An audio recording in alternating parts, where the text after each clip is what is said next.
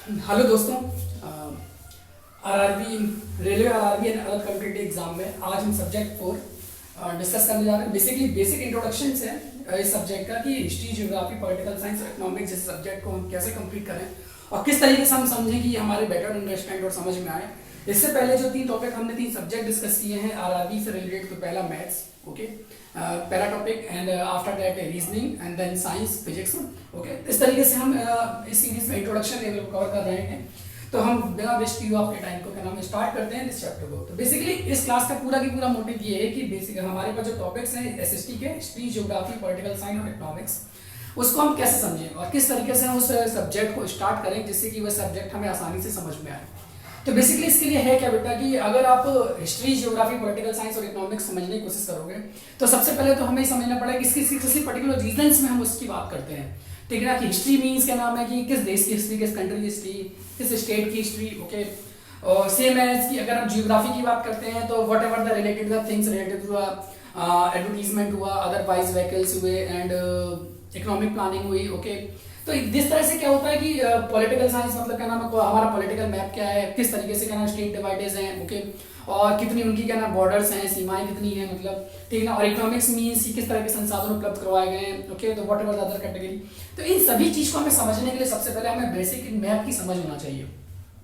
अगर हमें मैप की समझ है तो हम इन तीनों सब्जेक्ट को क्या नाम बेसिकली क्या नाम है, जो भी हमारे 4 सब्जेक्ट्स होंगे उन सब्जेक्ट को हम इजीली आइडेंटिफाई कर सकते हैं। तो इस क्लास का मोटिव ये है कि पहले इंट्रोडक्शन लेवल पर आपको इंडिया का मैप को समझाना, ओके।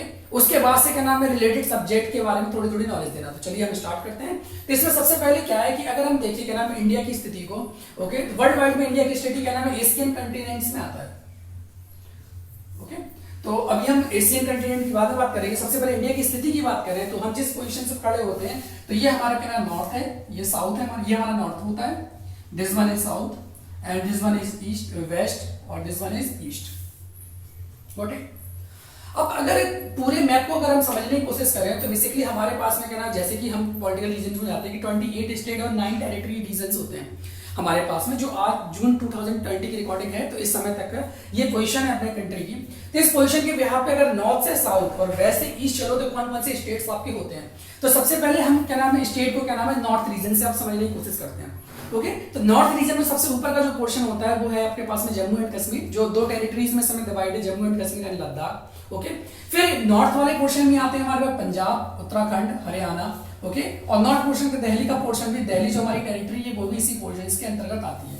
तो बेसिकली ये पूरा पोर्शन हो गया हमारा नॉर्थ का। वेस्टर्न पोर्शन में आए तो हमारे पास राजस्थान, ओके, राजस्थान हो गया, गुजरात है हमारे पास में, ठीक ना, महाराष्ट्र है, और कुछ पोर्शन क्या नाम है एमपी के लेफ्ट साइड का पोर्शन हमारे पास में, किस पोर्शन में, हमारे वेस्टर्न पोर्शन में। तो ये हम वेस्ट की यहाँ पे बात कर रहे हैं। फिर अगर हम थोड़ा सा यहाँ पे चले मतलब तो नीचे के पोर्शन में क्या नाम है जो हम बोलते हैं कि साउथ का पोर्शन, तो south means Karnataka, Goa, okay, Kerala, Tamil Nadu, Andhra Pradesh, Telangana, ये सब कौन सा पोर्शन है हमारे साउथ का पोर्शन है। फिर अगर इस साइड को हम थोड़ा चलें तो हमारे पास में ईस्ट का पोर्शन आता है। तो ईस्ट में हम बात करें तो बिहार, झारखंड, वेस्ट बंगाल, ओके, छत्तीसगढ़ का कुछ पोर्शन क्या ना ईस्टर्न पोर्शन होता है, ईस्ट पोर्शन होता है, और पूरी तरीके से पूर्वोत्तर मतलब ईस्टर्न पोर्शन जो हमारे पास में है तो फिर सिक्किम, अरुणाचल प्रदेश, असम, नागालैंड, मणिपुर, मिजोरम, त्रिपुरा और मेघालय। इस तरीके से हमारे पास में 28 स्टेट्स एंड 9 टेरिटरीज होती है। अगर याद करने की आप बात करो कि हम किस तरीके से अपने पॉलिटिकल मैप को समझ सकते हैं तो ईस्ट पोर्शन से हम डायरेक्टली ईस्ट से इस तरह से मूव करते हुए और डायरेक्टली हम इस पोर्शन पे कंप्लीट करेंगे। तो सबसे पहले अगर ऊपर से आप कंसंट्रेट करिए आपको याद हो जाएगा कि सबसे पहले जम्मू एंड कश्मीर, फिर हिमाचल प्रदेश, पंजाब, हरियाणा, राजस्थान, देन गुजरात, फिर से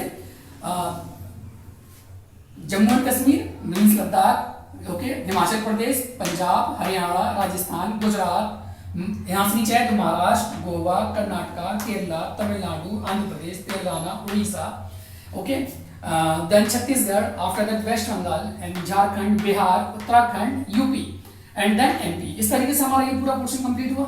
अब हम अगर कहना बिल्कुल पूर्वोत्तर की तरफ चलें, ईस्टर्न की तरफ चलें तो यहाँ पर सिक्किम, देन अरुणाचल प्रदेश, असम, नागालैंड, मणिपुर, मिजोरम, त्रिपुरा एंड मेघालय। इस तरीके से 28 स्टेट्स हमारे क्या हुए कवर हुए, जिसमें से जो हमारे क्या नाम है 9 यूनियन टेरिटरीज हैं। तो टेरिटरीज का नाम है लद्दाख एंड जम्मू, 2 पोर्शन है हमारे पास में। उसके बाद से दिल्ली, यहाँ पे चंडीगढ़, देन इस साइड में आओगे तो दीव, दमन एंड दादर नागर हवेली, उसके बाद से लक्षद्वीप, देन पुडुचेरी, और यहाँ पर जो बे ऑफ बंगाल की खाड़ी है जहाँ में, जहाँ पर पूरा की पूरा वाटर लेवल है, ये है हमारे अंडमान निकोबार। ओके, तो इस तरीके से हमारे पास में 9 यूनियन टेरिटरीज और 28 क्या है, स्टेट्स हैं। तो इस तरीके से हमारा पॉलिटिकल मैप क्या है, डिवाइडेड है। तो अगर क्या नाम सिंपल सा चलो कि अगर आप हिस्ट्री पढ़ना चाहते हो, सिंपल से अगर मैं केवल हिस्ट्री की बात करूं, ओके, तो हिस्ट्री में किसी पर्टिकुलर के नाम में, मतलब क्या नाम है, बीसी, एसी और क्या नाम है, एडी की बात करें तो उस पर्टिकुलर पोर्शन में हमें ये मालूम होना चाहिए कि हम किस रीजन में चल रहे हैं। जैसे मान के चले क्या नाम है कि जब भी हिस्ट्री की स्टार्टिंग हुई तो at the time of 600 BCE, okay, ये जो पोर्शन था ये अवध, मगध, सॉरी,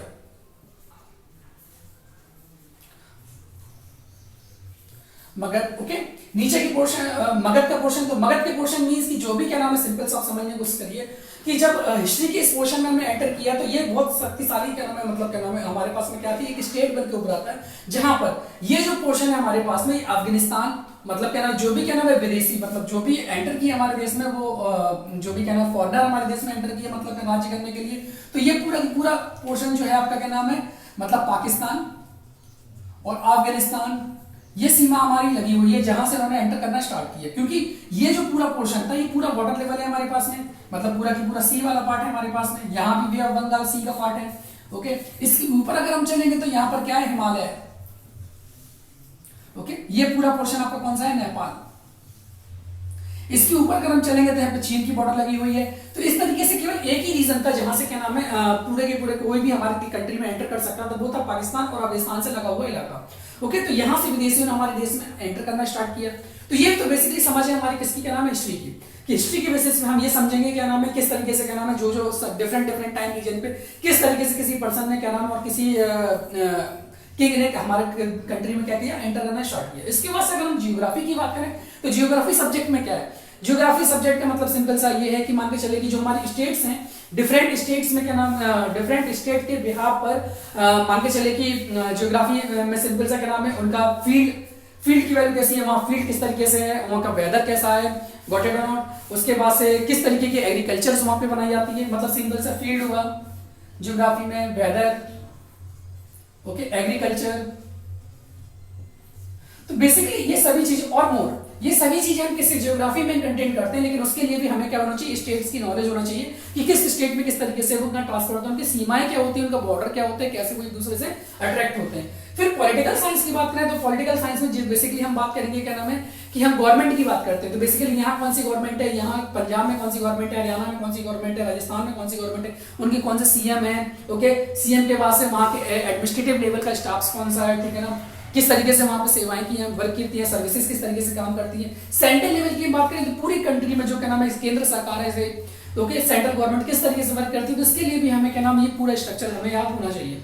बाद में अगर इकोनॉमिक्स की बात करें तो इकोनॉमिक्स में सिंपल सा कि जो भी हमारी पूरी कंट्री की ओवरऑल इनकम है, ओके, जो एक्सपेंडिचर है, ठीक है ना, तो वो स्टेट के लेवल पर और कंट्री के लेवल पे किस तरीके से है, तो उसके लिए भी हमें मैथ की नॉलेज होना चाहिए, क्योंकि किस स्टेट में कौन सी स्कीम चल रही है, कौन सी पॉलिसीज चल रही है, कौन सी योजनाएं चल रही हैं, तो ये सभी इकोनॉमिक्स हमें किस तरह समझ में आएगी हमारे पॉलिटिकल मैप पर। तो ये बेसिकली एक पूरी की पूरी समझ है कि हम क्या नाम है, नॉर्थ से लेकर साउथ तक और वेस्ट से लेकर ईस्ट तक हम पूरे मैप को डिवाइड करें। डिवाइड करने के बाद से कम हम क्या नाम है इस मैप को समझें, उसके बाद से इन सब्जेक्ट को क्या नाम है डेट वाइज और ईयर वाइज उनको कंपैरिजन करने की कोशिश करेंगे और लर्न करने की कोशिश करेंगे।